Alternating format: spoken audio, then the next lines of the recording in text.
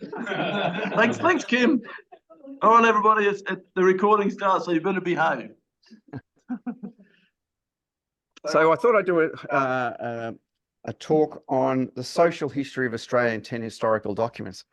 So I wrote all these, got some about 10 covers, and I decided to do the social history. And I started timing, and I thought, ooh, that's a bit too long. So we're not doing 10, we're not doing 9. We're actually down to 6 historical documents, which should hopefully get us just on an hour or a little bit over. So you're getting, there's a couple of extras in there which will probably make up the numbers, Gary. So that's going to be boring. So if you look around the room, besides my friends, as leading collectors in our field, I've often wondered why there's not many more people who take an active interest in what we do. And, you know, traditionally as collectors, we've displayed or exhibited a series of stamps or envelopes in a structure that's really easy for our fellow collectors to follow, but not the general public. So, you know, we're not getting a lot of the general public walking through the door. So if you look at what we do as collectors of stamps or envelopes, historical documents, if you went to your friends and your colleagues and said, well, I collect stamps or I collect historical documents, they'd look at you and go, oh dear. They'd put you in the nerd box and put you straight in the corner and never to come out again. And I'm looking at a few of you right now. So I thought I'd take another view on this and take a step out of the Royal Historical Society of Victoria and wrap some social history around some of the artefacts that we have. And you can do this across stamps or envelopes or whatever artifact you've got. So I was doing a small presentation on one of these envelopes last week to a mate of mine, and his daughter, who's 22 years old, turned that phone off, Kim Campbell. And she said, oh, wow, Diff, that's really cool. I didn't know you did that. So what we're trying to do is look at how do you get younger people interested or attracted to what we do and what we collect. So that's the purpose of a social history in 10 or maybe 6 historical documents. So this is a bit of an experiment, and I look forward to your feedback, both from the people who are here tonight, the members, as well as the non-members, and also the people from Zoom, because they'll have a different view of what's happening tonight. So in moving forward, 1971, Malcolm Fraser said, life wasn't meant to be easy. And a lot of the things we take for granted today, and I'm not going to apologise for Michael Douglas from Wall Street over the other side here. Some of the things that we take for granted as a way of life are clean water, electricity, sewerage, doctors. If you look at our health, if you worked in a factory at the turn of the 19th century, you worked in a mine or a shipbuilder, you had a life expectancy of 48 years of age. Now, if you fast forward 120 years, that life expectancy is a hell of a lot higher. So there's a lot of things that have changed over even the past 100 and 200 years, which is where the focus is today. So what I want you to be able to do is have a look at this and say, you look at some of these documents at these points of time in history and say, imagine what your life would be like in 1823 or 1852.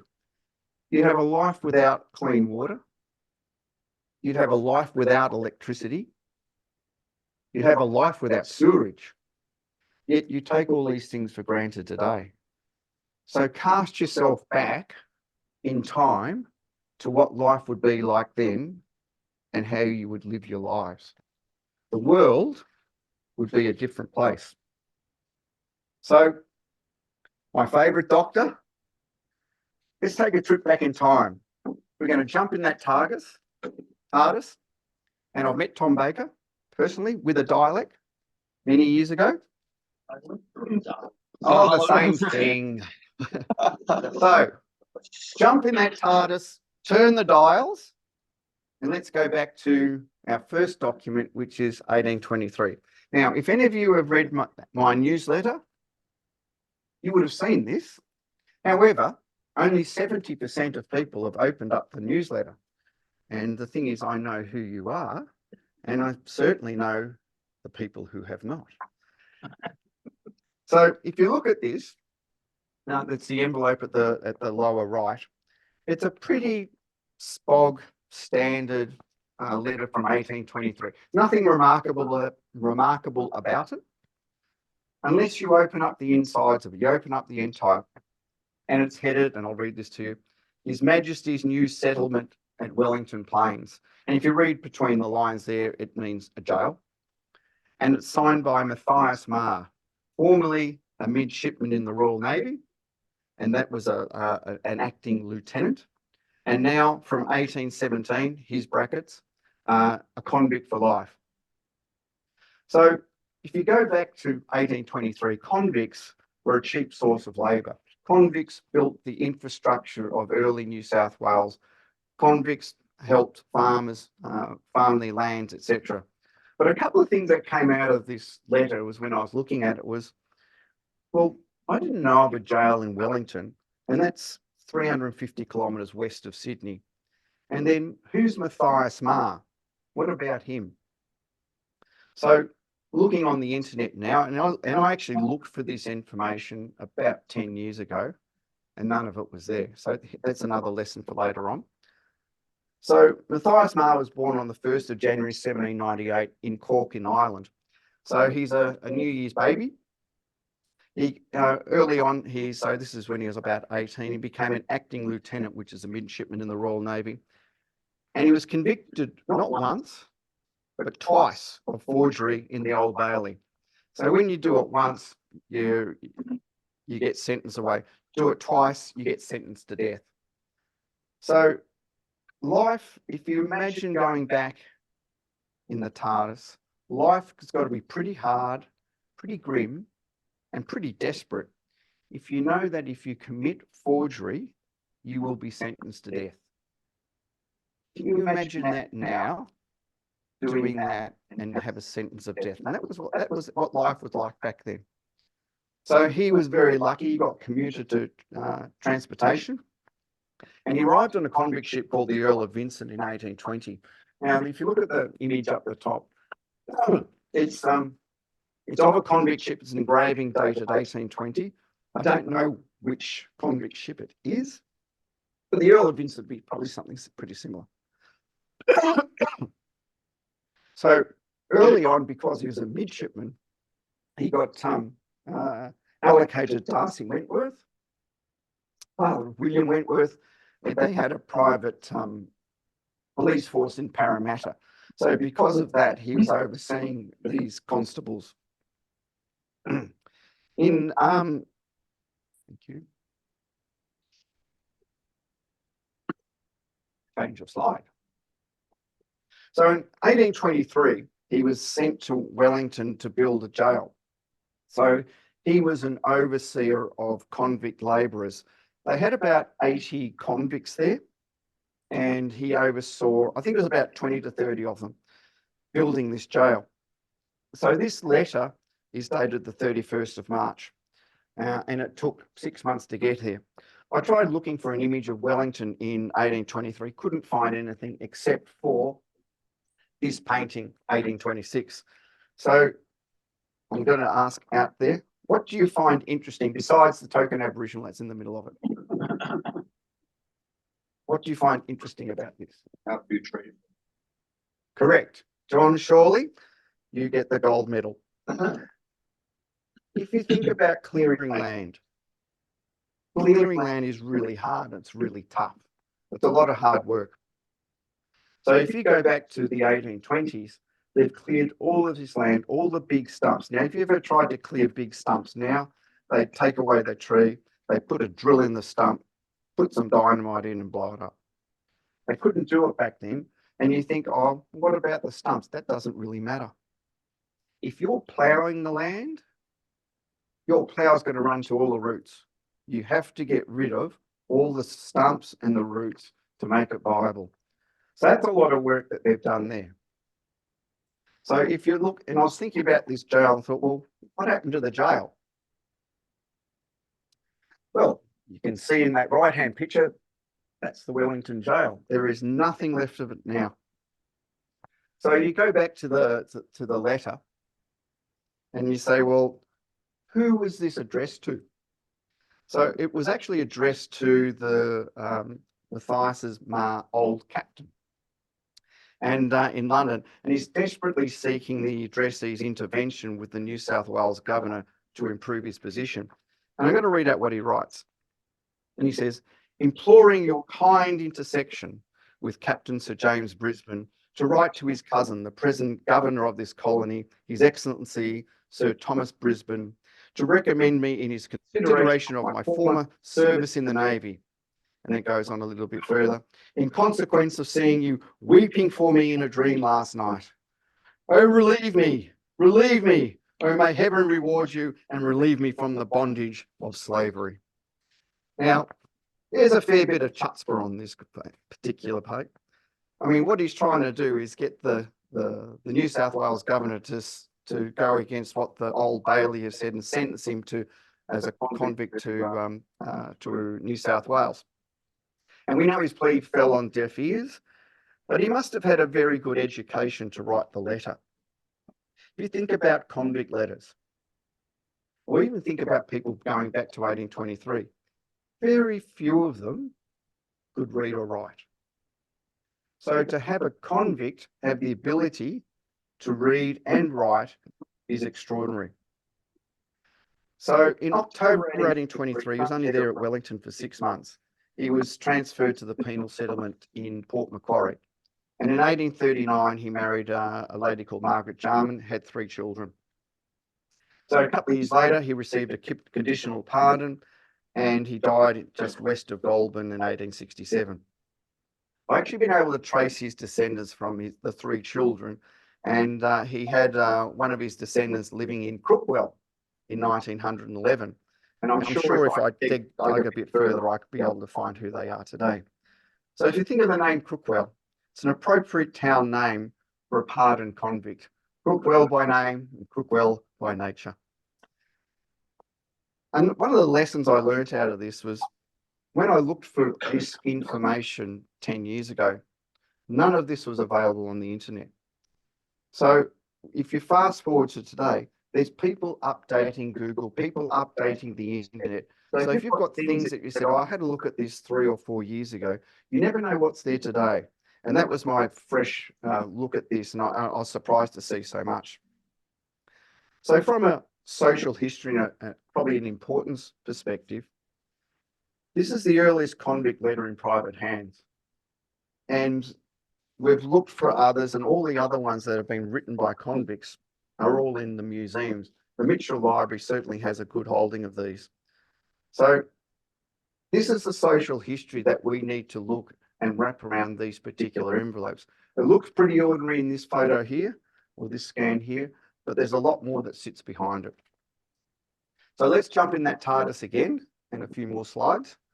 And we're going in to 1852. So the importance of this cover is for 2 reasons. One's fairly apparent, the other one's not. If you're a settler in 1852, postage was pretty expensive. This particular letter on the left-hand side was about, in today's money, about $20 to send it from Melbourne to England. And what that's made up from is the 2 stamps, the 6pence, and there's a manuscript 8, and I think that 8, I haven't got my pointer on, 8pence, and that was the ship letter inwards fee, which had to be paid by the recipient. So not only did somebody have to pay for it at the start of the journey, somebody had to pay for it at the end of the journey. And this is what was the case for many, many years. Postage was only available to the wealthy. If you go back into the 1830s, 1840s, there was massive immigration from Europe, and especially England, to the United States, Australia, and other British Commonwealth countries. And the guy on the right is Elihu Burritt. And he was a self-educated American Quaker. So he lived in the US and he immigrated to Great Britain in 1846. His big thing was, and he promoted a drastic reduction in the postal rates to make 1 penny the communication for postage around the world, to make postage and the sending of letters available to the masses. I mean, this is one of the first instances of social reform that you will see. And he was the principal protagonist to leverage the government for this social reform for the people. And for many years, he tirelessly campaigned for this ocean or international penny post. So during the 1840s and the 1850s, he used these pictorial envelopes, that pictorial envelope on the left, and these were printed by James Valentine at Dundee in Scotland to promote the cause. And over the years, there's 5 different variations or 5 different designs of this.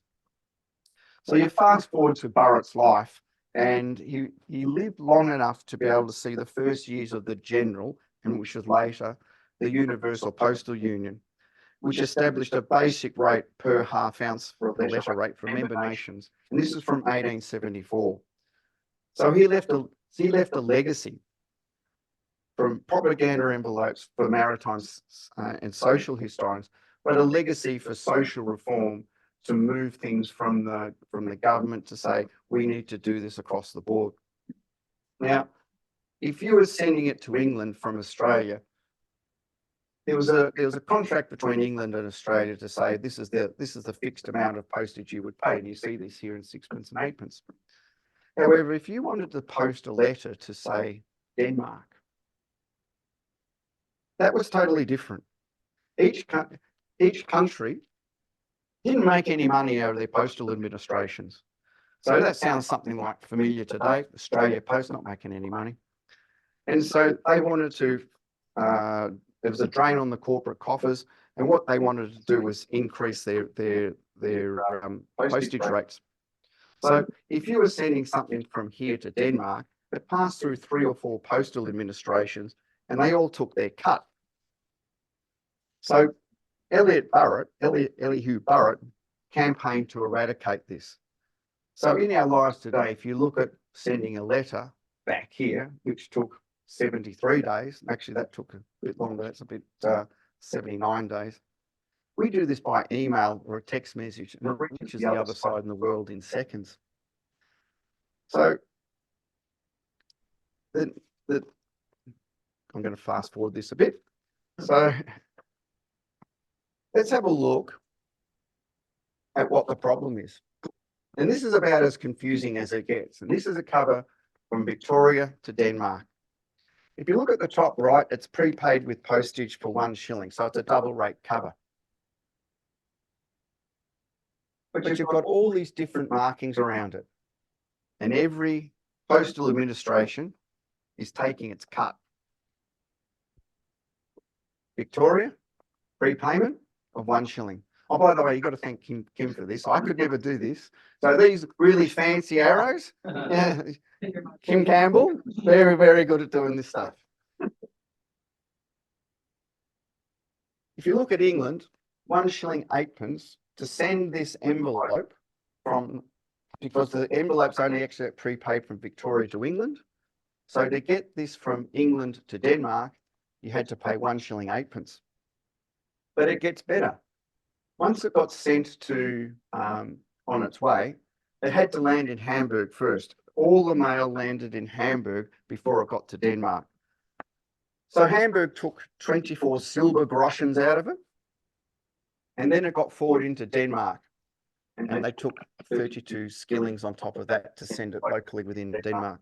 So on the reverse of it is a manuscript in 102. And 102 represents 102 skillings, which is the combination of all these different prepayments and payments and taxes for the recipient to sign and accept the letter. I mean, this is really bad. This would have been $50, $60 to get it there. So that's all of them having a crack at it. The other part that's really interesting about this letter, and I'm going to go backwards. In the middle of it, you see this here, per the ship Marco Polo. That's how it travelled here. It's pretty annoying, isn't it? So I'm not going to go through the Marco Polo purely because this will be another 10 minutes.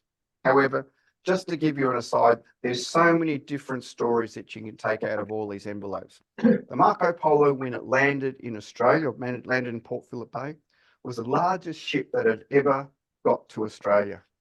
This is how forward this ship was. It had 900 immigrants, and on its way back, which is when that propaganda envelope got carried, it took 100,000 pounds of gold dust with it. Just think about that, 100,000 pounds in 1852 money. That's millions and millions of dollars in a wooden ship. Which brings us to another 1852 envelope from the Chusan. So this is important for a couple of different reasons. Firstly, you look at the envelope on the left-hand side and it's from New South Wales, and it's a fairly standard threepenny Sydney view cover from Australia or from New South Wales to England. Nothing much really stands out, except for when I actually bought this in a mixed lot. So there was probably 10 covers in it, a couple of Sydney view. I bought it for another Sydney view cover, but this happened to be in it. And you see this per Chusan steamer via Singapore, to Southampton. So made me think, must be a bit more to this cover than I originally thought. So doing a little bit of research, there's only about 7 or 8 envelopes recorded of this voyage. It's the first steamship contract voyage from Australia. So there's all the rest of them are recorded to England, except there's one addressed to China, Amoy in China, one of the great destinations of this period. So if you look back at some of the history of this, in the 1840s, the convicts, the settlers, they're restless and they're agitating for a monthly steam service. So most people will say, well, so what? So monthly steam service, you put it into if you look at the ships in the harbour, your best friend at this time was the newspaper. The newspaper detailed what ships were in the harbour and what letters could go back to England or whichever part of the destination you wanted it to go.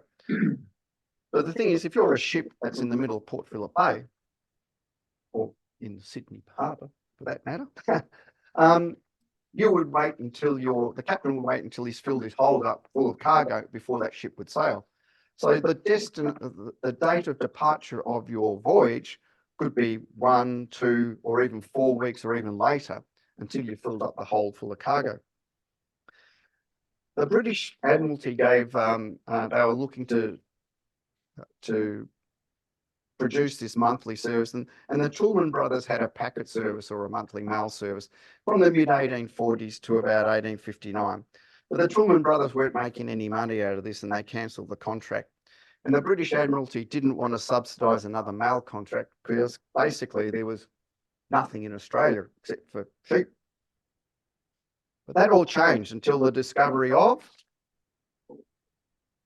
here, gold! Gold! Yes, Eureka, lots of gold. Lots and lots and lots of the stuff. But how do you get the gold back to England safely? All the gold was owned by the Crown. So suddenly, wooden sailing ships, who could only go forwards, and a lot of them hit rocks, islands, or just sunk. Wooden ships didn't really cut the mustard. So the British Admiralty had to get this gold back safely. And so they hedged their bets and they were awarded 2 different contracts via 2 different routes. And one of these contracts was the P&O line, which is where the Chusan comes in. So the first steamship to arrive in Australia on a contract was the Chusan. And that's an image of it on the right-hand side. You've been able to have a look at that for a while. So what do you notice about the Chusan on the right-hand side as a steamship? Sails! Who said that? Oh, there you go. So Gary Watson got that right. That's back in Zoom land. Yes, it's got sails on it. Steam technology back in the 1840s, 1850s wasn't that great. So the engines were not that powerful. So most of the steamers who came out to Australia were mostly under sail and they had an engine going. 10 years later, the engines got better. It was mostly under steam and no sails. So a normal sailing back to Australia, from Australia to England, was anywhere between 130, 100, so about 4 to 5 months to get a letter back. It's a long, long time. So if you look at the Chusan, they took 73 days, 2.5 months to get that letter back from Sydney to London. So if you think about this, 73 days, it's a 40% increase or 40% decrease on what it normally took. So we look at a lot of things and it's like the Concorde rocking up into Sydney Harbour and taking that letter and back to London. It was unheard of speed for the Australian colonies. But, you know, you've got to work out what does that mean. So if you're writing a letter back to one of your loved ones, you get your news back there more quickly than you would have otherwise. Most of us in the room have heard knowledge is power. If you're a merchant, this is game changing. For example, this is 1852. You're right at the start of the gold rush. The start of the gold rush was shortage of so many different things. So if you're a merchant and said, okay, and most of them were sending as merchants, they were prices current lists. And this was 1 to 3 or 4 pages lists of different commodities that were for sale to be bought or sold in Australia. Some were selling well, others were oversupplied and not selling well.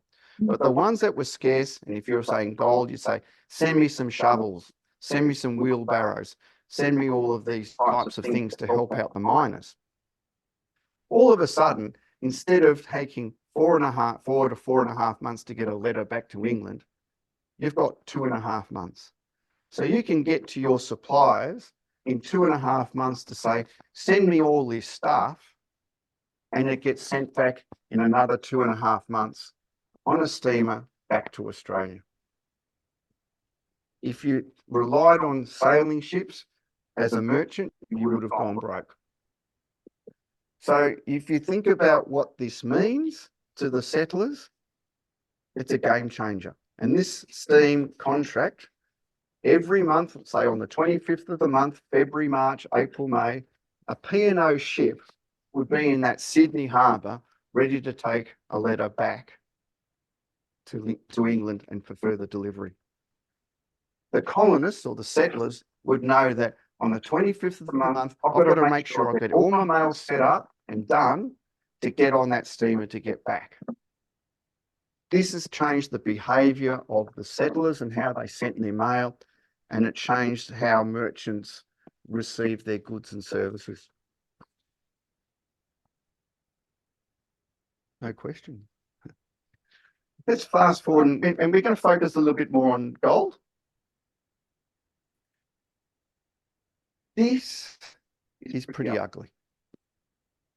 As an envelope, it's about as ugly as it gets.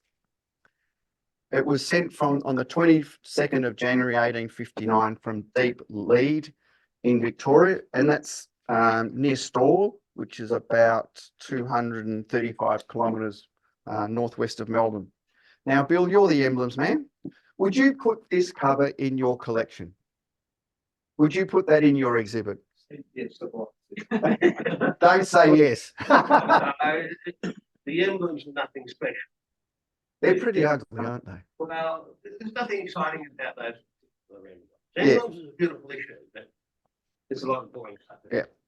So from Bill's perspective, no, that's not going to cut the mustard. Yes, I know you would, Gary Watson. So the reason I bought this envelope was actually twofold. Firstly, the stamps are cancelled by pen or manuscript, as you can see.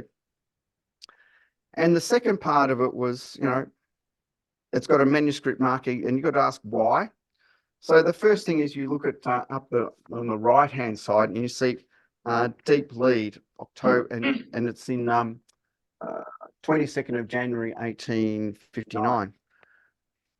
The guy who originally posted this only put that the stamp at the lower left in the fourpence on. And the postmaster looked and said, it costs sixpence to take a letter to Tasmania. So I'm going to hold this letter over until I see the guy who sent it again, so he can give me an extra tuppence, which is exactly what happened, because you'll see the manuscript 22nd of February 1859. So it's about 8 days later, and the letter went on its way. The other one that's intrigued me was the one at the top. It's got detained for tuppence postage, and the stamp at the top obscures a bit of it.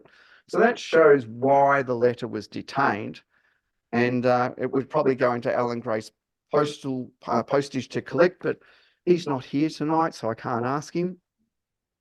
So from a postal history perspective, it's got a lot of stories, because the deep lead postal official post office didn't open until October 1859. So that's about 8-9 months after this was posted. Now, another question I've got here is that has anybody heard of deep lead? Okay, Gary Watson, put your hand down. Has anybody else heard of deep lead? Okay. So, well, neither have I. So I looked it up on Google Maps and found it was near Stawell, and I didn't think much about it until about 12 months ago. So Kim and I decided to go to the Grampians to do a bit of hiking and touring around. This was last January. And I'd done some little bit of where this cover was about 7 or 8 years ago when I bought it. And I thought, oh, we're going to the Grampians, Halls Gap. It's about 20-25 minutes from Stawell. So it must be near Deep Lead. I thought, well, I might as well go and have a bit of a look. So I looked it up on Google Maps and set off. And before I set off, I thought, well, to look up a little bit of the history of Deep Lead and see what they've got there. I'm going to read this one out. Gold was discovered in July 1857. And midway between Deep Lead and Stawell. So if you look at that map at the top in the green, there's a big red outline of Deep Lead and not much of Stawell, but you get an idea. And within a year, mining occurred over nearly a whole distance between the two centres. It was one of Victoria's richest alluvial fields. And I thought, well, if it's the richest alluvial field, why don't I know about Deep Lead? So until 1859, Deep Lead rivaled Stawell as the likely administration centre for the Stawell district, and having an estimated population of, get this, 12,000 people in 1858. And you think, gold rush. People are travelling all this distance to see if they can strike it lucky. And you think 12,000 people, whereas the year before there was nobody. And this is what the gold rush is all about, and taking people from one location to another location. And we'll revisit that a little bit later. By the 1860s, the best of the gold had been taken out. And it was a community of Chinese fossickers who worked the area. And several of these Chinese became long-term residents, and one ran the Junction Hotel. And his son later moved back to Kowloon, where in Kowloon there's a Grampians Road, and it commemorates his return. So if you look at the outline of Deep Lead, it consisted of a few boom years of the gold years and a century of, quintessential fossicking, bit of farming, and not much else. So get off in the car, and off I went, and I saw this sign, Deep Lead. And I had stopped the car and had a look around, and well, there's not much there. In fact, there's nothing. You would expect, I was going to think, if there was 12,000 people there, some of them would have stayed. I'll go and have a look at some of the shops. Oh, they might have a pub there or something like that. It was pub time at about 10 o'clock in the morning. And there is not one house there. And you go, where did all these people go? So I had a look across the road from this sign of Deep Lead. The only thing was there was this 1920s schoolhouse, and you'll see that rather amusing sign that's sitting there on the side of the schoolhouse as well. I thought, gee, that's pretty disappointing. And you think, well, okay, Deep Lead, not much. So as I turned to leave, about 200 metres down the road, there was another sign for the Deep Lead Cemetery. So I thought, oh, well, 200 metres off the road, I'll go and have a look. Deep Lead Cemetery. So if you look at the photo at the top right, that's the entrance to the cemetery. And most of the gravestones you'll see are off to the left-hand side. And the first one I came across was the one on the left, James Carter, and it's dated 1859, and it's the same date as that letter to Hobart. And then further to the right of that sign, there's another small sign called the Chinese section. Now, I'm really interested in Chinese immigration, how the mail to and from China, from the Australian colonies to China, and how so many of them came here, and yet we know so little about them. So I had a look at this. If you go to see the right, there's a small pathway where that sign is, and there's probably about a dozen mounds. And one of those mounds is onto the right. And it sort of makes you sit back and think, see, these Chinese people travelled all the way around the world to get to Australia. 1860s maybe. And he's died here in Deep Lead, where none of his relatives know. Nobody knows who he is. You look at the grave on the left, there's a headstone. At least you know who the person is. There was nothing for any of these Chinese graves. And it really makes you sit back and wonder, think how cheap life is. He was probably an indentured labourer as well. So what I learned out of this is that a lot of us have things in our collections, letters or postcards to or from a destination. And we can go to, if it's within Victoria, you can go to a destination. It might be an hour away, it might be 2 hours away. This one was 3. So you've got the opportunity to say, I wonder what life was back in this remote town, or I wonder who wrote this from this particular town. Maybe I can find out where they lived. So this is another aspect that we can give to our collections, because you can actually go travelling. I know people who have travelled to the other side of the world just to see things and photograph them and add them into their collections. It opens up our mind and to be a bit more inquisitive than what we are about the different elements that social history can bring to our collections. I'm only going to get in the TARDIS and move forward 3 years. And yep, advertising in 1862. We all recognise it. No smart asses, not 1862. But the thing is, we all recognise what advertising is. However, what was advertising like back in those years? Not a lot. You really didn't have a lot. If so many people who own their own businesses are involved in advertising, there wasn't a lot of options available to you. You had the newspapers, but they were just block text ads. There was no illustrations in newspapers at that time. The only illustrations were of, say, ports or people or something like that. There was no illustrations for advertising a particular product. Word of mouth was probably the most common one. People found out your goods were cheap or your product was good and they would buy from you. You had signage at the side of your building. So if you owned your own building, you would paint your sign up. Nothing else left. You could possibly use the mail. Very few did, like mailing of pamphlets. I've come across them mostly in the 1880s. But in 1862, there wasn't a lot, except advertising envelopes. Now, the US are the kings of advertising envelopes. If you had an advertising envelope Olympics back in 1862, the US would have the gold, silver, and the bronze. They would have that whole podium all to themselves. But there was one guy here who thought we could change all of this. His name is Augustus Shawcraft. Now, there's a name for you. Does anybody else know anything about Augustus Shawcraft? Even Gary Watson's shaking his head. I've stumped him for once. It's great. Of German origin. Close. I don't know much about him either. In fact, that's why I'm asking people, do you know anything about this guy? Because he's really hard to research. I've been to the State Library, National Archives, other online services, and can't find anything on this dude. What I have been able to find out was that he emigrated from Switzerland, not Germany, so he's close. And he brought with him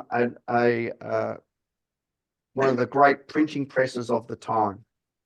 He opened his business in Lonsdale Street in Melbourne in 1855, and he quickly became the premier printer and lithographer and publisher in Melbourne. His work was actually outstanding. He was so good and he didn't get paid, and he became insolvent in 1867. So that's 5 years after this envelope was posted. We'll get to that in a moment. And he remained in business before retiring in 1875. But what he did do was produce the golden age of advertising envelopes of the Australian colonies, bar none. All of these envelopes are very, very rare. There's only 13 of them known, and each of them are of a different design, different advertisement for a different business. Most of the adverts he did are close to my heart, and he was advertising pubs. So Donald, you'd be happy. Ernest, Richie, you'd be happy. Those three up the back, they'd love the whole lot. So most of them are hotels and a couple of drapers. So he must have employed a sales rep, not only in Melbourne, because there's only a couple of ones localised in Melbourne. He went to all the country towns to gather business to print advertising envelopes. So I'm going to read out the Golden Age one for you. If you look at the printing, it's the background printing. It's really, really detailed. None of that was available anywhere else in Australia. So gold was discovered in Inglewood, which is where this was posted from, in 1859. And its population grew to 40,000 people in a couple of years. So if you go to Deep Lead, there is absolutely nothing in Deep Lead with 12,000 people. You go to Inglewood, another gold rush town in the same time period, 1859 to 1862, 40,000 people. I mean, that's like a small suburb within Melbourne. It's a huge amount of people, and they were all chopped in to find gold. The Golden Age Hotel, and I presume it's probably named after the gold rush, was built during this time. But a fire in December 1862, and that's probably about 9 months after this envelope was posted, destroyed half of Inglewood and includes the Golden Age Hotel. That got burnt up. The Argus newspaper of the time, if you look up Trove, you'll find this in Trove. They've estimated the damage of about £80,000. Let's have a look at one more. Yes, it's another hotel. It's the Bendigo Hotel. So a guy named Simpson bought the land from the Crown in 1857 in Dunolly, and the hotel was built in the same year. And it's actually interesting. He built the billiard hall, as you do. You build a billiard hall next to your hotel in a gold rush town in 1858. And if you look at the right-hand side of this building on the photograph, you see billiard hall just here. And then he built some further accommodations, some two-story lodgings out the back, which was for lodgers. The photograph you see on the right, I'm pretty certain that's about 1880s, because the Cobb and Co coach used to stop at this hotel. This hotel actually still stands today. And if you look it up online, it's for sale. You can buy this hotel right now. Put your hand up. couple of years ago, it was for sale for $1.5 million. It's now for sale for $500,000. It's a toilet. Oh, well, aged care by nature. If you look at the photographs inside it, you'd have to have a lot of resilience to be able to bring this back. It is falling down, falling apart. It is a complete mess. One of the things I do like about this, and you can't see it in this photograph, and I was going to scan it, but it was too hard. Down this bottom right here, you can't really see it. But under magnification, you can see a name of Augustus Shawcraft. Now, this imprint is only seen on 2 of these envelopes, and it's the only reason we know who printed them. So as you can see, if you look at some of the like advertising envelopes, from a social history perspective, you've got so many different rabbit holes you can go by. And it brings a new dimension to what you can do. And I only found this picture, I think it was yesterday, of the hotel. But the thing is, these are not just rare printed envelopes. This tells the story of early colonial advertising. There's not much detail around this. You see more 1880s, 1890s, it gets a lot more prevalent. But this is at the forefront of advertising in Australia. So I've only got one more. I am almost on time. I'm surprised. Kim Campbell said, cut that out, get rid of that.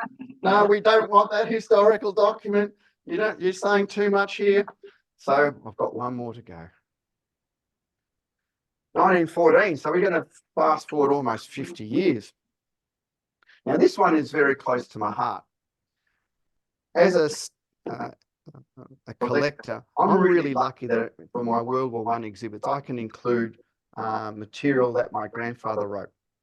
And it's great to be part of, this is a great piece of social history, and you're using your own historical family documents to do this. All of us here, and this is more of a message about looking after our own historical heritage.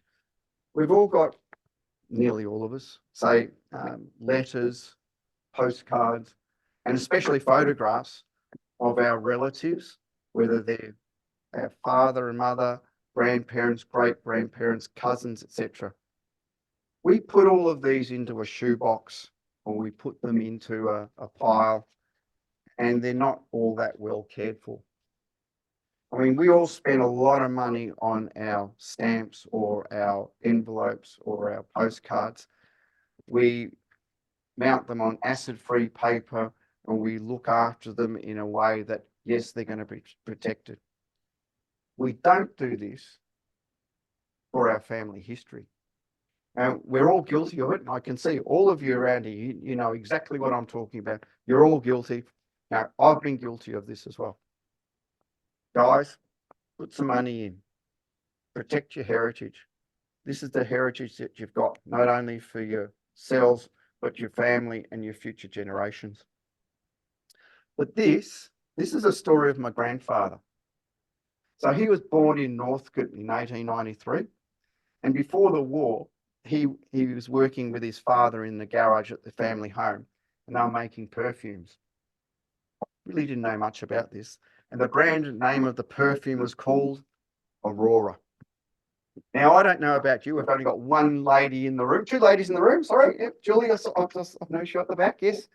So, Julie, I'm going to ask you, if you were given a brand name of a perfume called Aurora, would you buy it? A brand name of a perfume called Aurora, would you buy it? No, the answer is no. They couldn't have been successful because I don't know much anything else about it. But during this time, and he was 20, 21 years of age, he was really active in the militia with the rank of sergeant, and that held him in good stead for a bit later. So what the militia did back then, what it taught people how to, taught men, how to shoot rifles, aim rifles, shoot artillery, march, and all those sorts of things, and got people regimented into what the army would do. because the clouds of war were coming into Europe, and when they were looking to make sure that they could have something from Australia to be able to support them. They weren't far behind.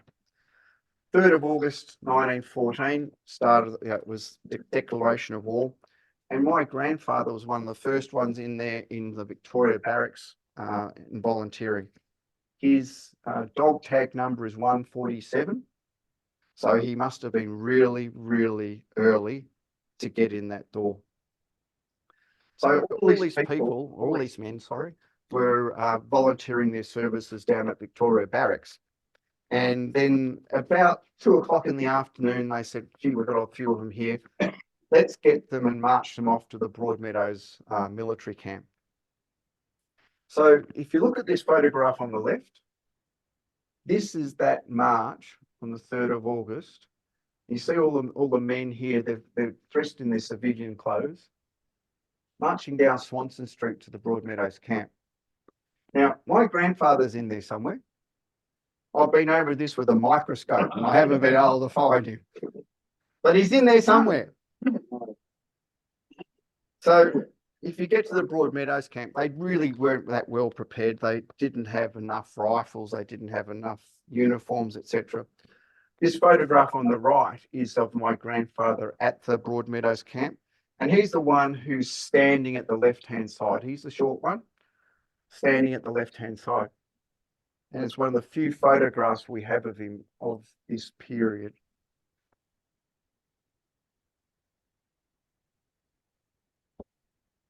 So we move on to the next one.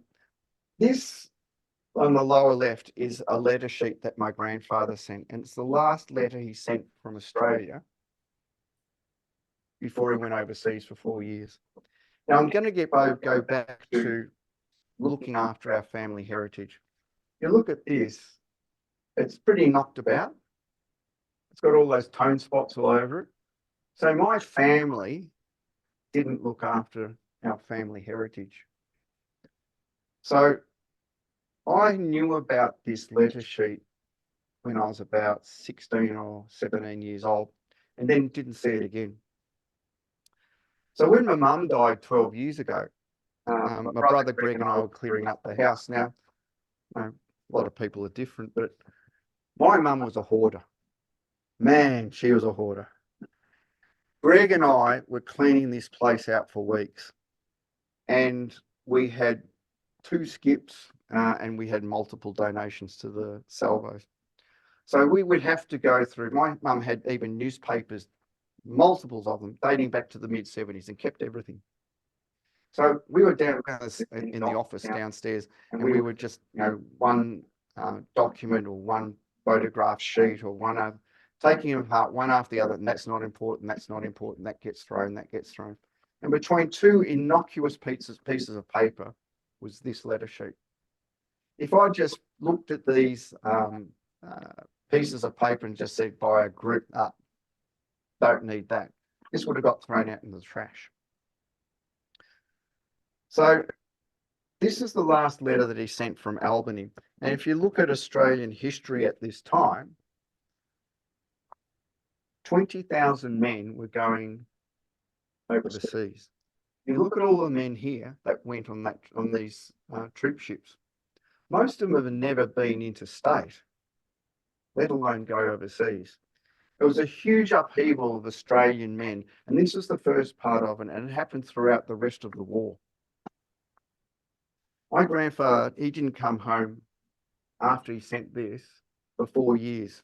And if you think of many people who were on these ships, some of them didn't come home at all. So I'm going to read you what it writes and what's inside. It's quite short. It goes, "My dear mum, the trip so far has been glorious. The sea is just like a mill pond." He was very lucky. "We passed through the heads around 12:30 and lost sight of land the same night. I've only seen one ship since. We are expected to arrive in Albany sometime tomorrow, Saturday. A few of the men have been ill, but taking things in general, everything's okay. I was a little giddy at the first day out, but since have been splendid. We do an hour's physical exercise every morning, and the rest of the day is spent reading or acting the fool in general. The horrorata which is a photograph of that ship at the lower right. It's a fine ship. It's only been in the water 5 months, and this is her maiden voyage. She's only going 8 knots an hour. The reason, I suppose, is to waste time. Well, Mum, no more news just now. Hoping everything is well. Close with heaps of love to all. Your loving son, Norman.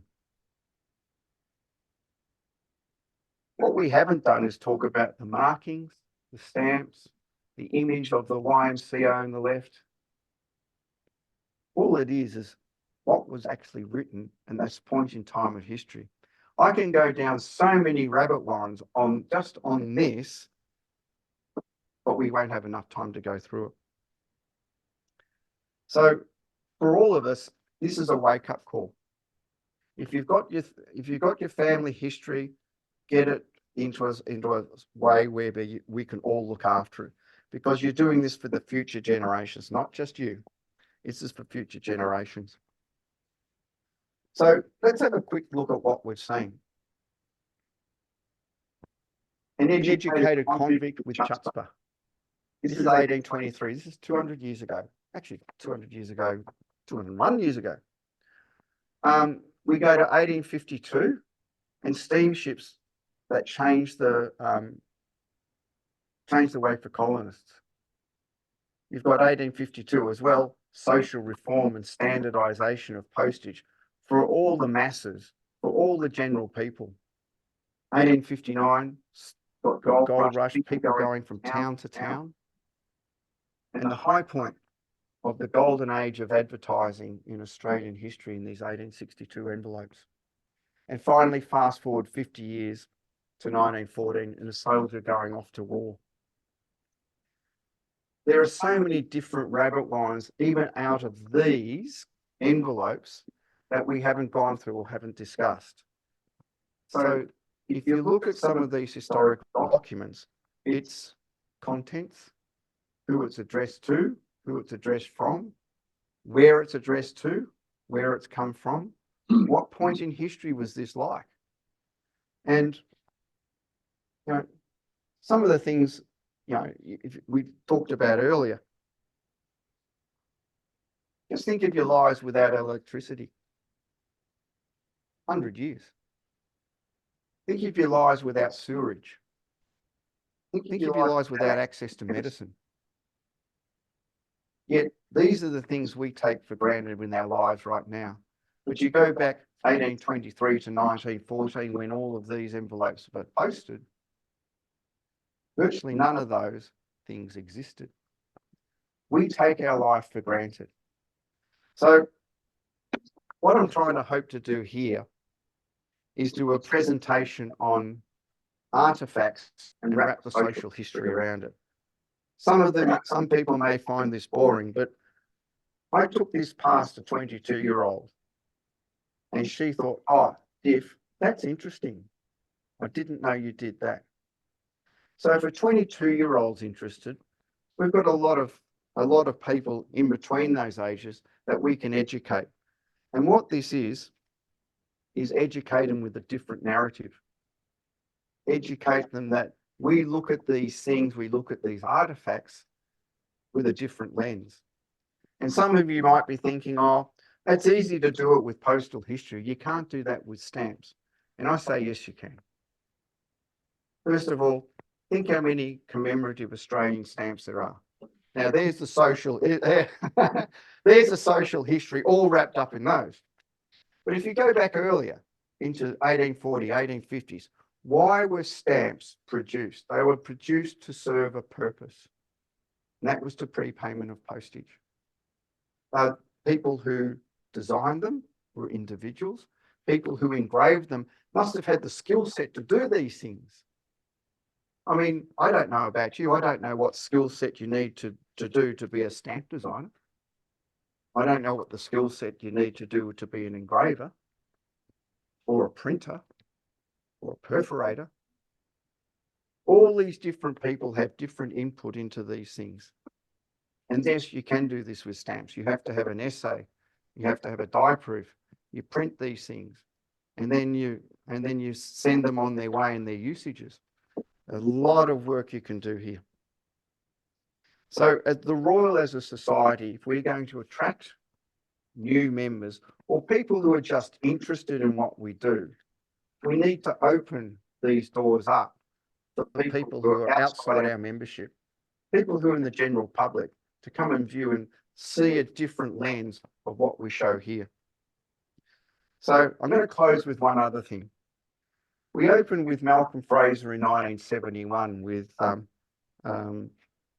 his phrase. I'm going to close with Gough Whitlam in 1972. It's only a year later. And most of you in this room will remember this. It's time. It's time to take a fresh look at what we do and time to take a fresh look at how we narrate it and how we advertise it. I'd be really interested in your feedback. It's lasted an hour and 10. I'd be interested in your feedback from the people who are the members in the room, people who are friends in the room, because they don't know anything about what we do, the people who are on Zoom, and the people who are even friends on Zoom, because they all see this a little bit differently. Okay, thanks a lot. Well done. Oh, good. That was good. All right, back to the normal philatelic meeting. We've got membership. We've got Malcolm Brown on the board and Malcolm Price on the board. Is there any general business in the room? One thing, if I could mention the President White, new Yes. publications on King George Sexton and Queen Elizabeth. Those number of people here bought under a bulk buy where we get about 25% discount. So anyone who would like the King George Sexton or Queen Elizabeth II latest edition of the President White, they're $120 and $130, and 25% off of that. So to get in contact with you, John? Yep, please. Future meetings, we've got the library on the 27th of Jan. The DATO meeting on the 6th of February is John Rennie and tourist promotion envelopes. Now, I warn people who will not be one word of write-up, nor any speech, because if they don't speak for themselves, they're not worth looking at. Thank you, Gary. Obviously, John Rennie didn't like my presentation. John really enjoyed your presentation. It made him more convinced than ever that 20th century material speaks for itself. The Postal History Group we've got on the 14th. And John, what have we got? UPU. UP. Have I got something for the UPU? Yeah. So the next philatelic meeting on the 15th of February, we've got wine and cheese at 7 o'clock. And 7:30, we've got Vijay Shukla, and he's doing India, hand-struck, Sindork, and the lithographs from 1685 to 1857. He's got some really good things. I've had a look at some of the things he's got in this collection. It's one of probably the second time I think 1854 issues have been displayed here. I think Paul Cornan would have done it many, many years ago. We've got our library event, library afternoon on the 24th of Feb at 2. And we've got another at the end of February Zoom philatelic meeting, which is Brian Peace, Australian Disaster Mail on Zoom. No other questions? We will look at my battery running low and close the meeting. And Sorry, could I make a suggestion? sure. Would you like to introduce our visitor? Oh, okay. We have some visitors, and they are my friends. So we've got the one with the beer bottle in front of him is Michael. Michael is a customer of Abacus, and he also collects postcards. So that's something that's related to us, and it's turn of the century actresses postcards. And he loves doing the social history and looking up who these people were. And I think that's a really cool type of collection. So next to him on the right, that's Donald. I went to uni with Donald, and I am not going to tell any stories. And we have a coffee every Friday morning. Old man's coffee, 8 o'clock Friday morning. Next to Donald is Ernest. I went to uni with Ernest as well, and enough said there because my liver would be very, very a lot better with it. That's right. Yes. So that's right. So that was contributed. Next to Ernest is Richie. And I met Richie at work as a supplier of computer products to Business Computers Australia. So that was an interesting time for him. And we've stayed very, very good mates ever since. We're going to come further up the table, and I think most people know Kim. And Kim's my partner and IT support. and she was the crash test dummy to go through this. It actually. She's a 22. You'll go far. So Kim listened to this when it was 10 documents and it was over an hour and a half. And we thought we've got to do something here. So Kim was the one, she was the razor cutter, and she cut this, get rid of this, get rid of this. And even when an hour and 5 minutes, it's still too long. But hopefully you got something out of it. And John. I just like to announce to everybody, there's a stand here at the Anglican Church Hall, is sponsored by the Insurance Bank Club. Oh yeah. On Saturday. This coming Saturday. 30th Saturday at the corner of Point and Road and 6th Avenue in Rose Park. So you're all welcome to attend to that, and they're going to be a part of your leaders, presents, and of those club tables and circuit boards, handing out water bottles and lunch. Oh, yes. Yeah. Well, at least we had our wine and Very cheese. nicely sandwich. We have a very nice sandwich made in our day. Okay, if we've got nothing else, sorry. If we've got nothing else, I'll close the meeting. We've still got some wine and some cheese, and we've got a couple of beers in the fridge too. Thank you.